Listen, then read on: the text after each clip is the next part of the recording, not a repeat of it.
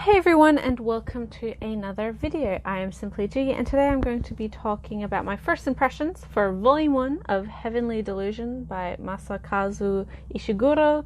This is an ongoing seinen post-apocalyptic sci-fi action series about multiple protagonists, a couple who are outside within the wider world, and then a couple who are within this closed facility and protected from the wider world outside.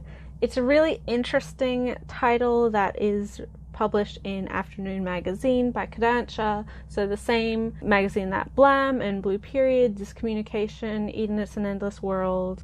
So that might give you kind of an indication of what this title is. Now, I hadn't really heard of this title before Dempa licensed it, but since then, it has gotten quite a bit of buzz. It has won a couple of awards and is currently the highest rated seinen manga for men in Japan for one of those ranking prize things that they did. So there's a lot of current interest in this title in Japan, and this first volume is really hooks you. I think there's a particular twist at the end which may or may not scare people away, but for me it made it much more interesting, and I was already enjoying it. So what this story is, as I said, we follow multiple protagonists, but most notably two boys who share the same face. One who is inside this kind of protected facility, who is being tested every day and is amongst a bunch of other kids, some who may have some sort of unnatural power, and he is being questioned by whether it's some outside force or his own personal doubts about wanting to go outside of the outside, i.e. wanting to discover the world at large rather than staying within his protective bubble. Now, on the other hand, our other boy with the same face, he is traveling around the decimated Tokyo with his companion, and they're looking for what they call heaven. They're not quite sure where heaven is or why they're even looking for it necessarily. It is the future, and there has been some sort of cataclysmic event that has just decimated society, which we later are shown is some sort of alien monstrous force. I will say, just as a preemptive warning to people, that this series does have a lot of like blood and gore, monster body modification, kind of alien horror stuff. So if you're not into that, maybe give it a skip. It does remind me a lot of Parasite in that way. The whole future and this facility also kind of reminds me of that element in Akira.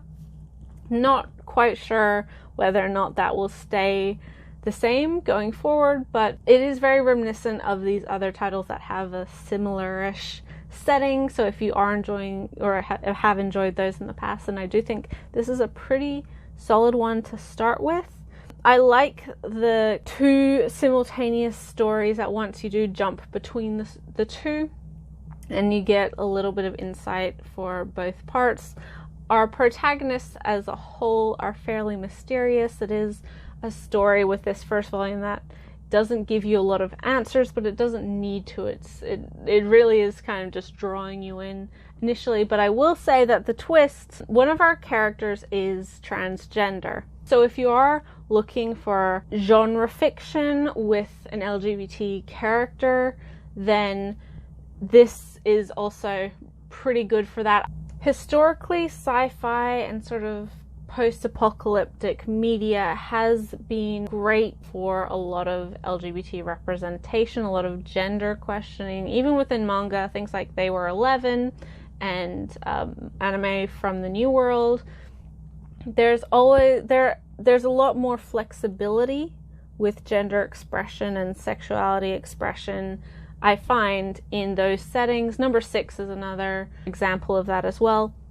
But I don't know, because this is just the first volume and because it was sort of a late revelation in this volume. I don't know whether or not it's being included because it is sort of a sci-fi element, or whether our author just wanted to write a trans character in this manga. So far, so good. I look forward to the second volume. I do hope to see how it develops from here, but considering how popular it is in Japan, I do have fairly high middling hopes for it. I really, really like the kind of grotesque alien horror element of it as well. It's very my type of dystopic fiction, because I'm not a huge fan of a lot of sci-fi. I mean, that may be obvious with some of the stuff that I read. I'm pretty picky when it comes to sci-fi and dystopic stuff, and I found myself really enjoying this. Also, warning, there is some nudity in here, but it's not gratuitous, and although it's like kind of sexualized, it's not overt within the story. It's just kind of something that's there.